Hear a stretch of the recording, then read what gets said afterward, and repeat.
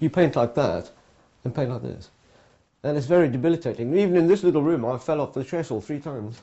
5 centuries after he painted the Sistine Chapel, the spirit of Michelangelo lives on in Brighton, on England's south coast. Raphael, Titian, Caravaggio, the Italian Renaissance masters are all on show. Yet this certainly isn't the Vatican, but the modest home of retired decorator turned artist and guitarist Robert Burns. I bought a book at the car boot sale, and it was a glossy guide to the Vatican. And I looked at it and I just thought, oh, this is so beautiful.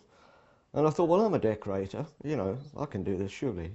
I put the date on the wall out there, so I started in 203, and I've been adding to it ever since. I'd never actually painted anything. I mean, other than I was a decorator, I used to paint with a big brush and a roller.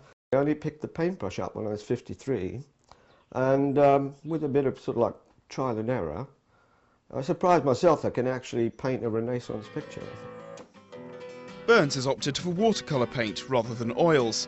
Plus he's allowed himself some artistic licence, like for this portrait of British comedian Russell Brand, and one of his wife.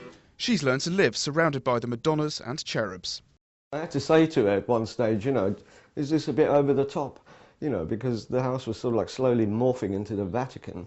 And she said, no, you know, you've started it, just carry on. So, and I'm very proud of it. I'll show anybody around the house, which I do. Even when workmen come in or something, I always do the tour.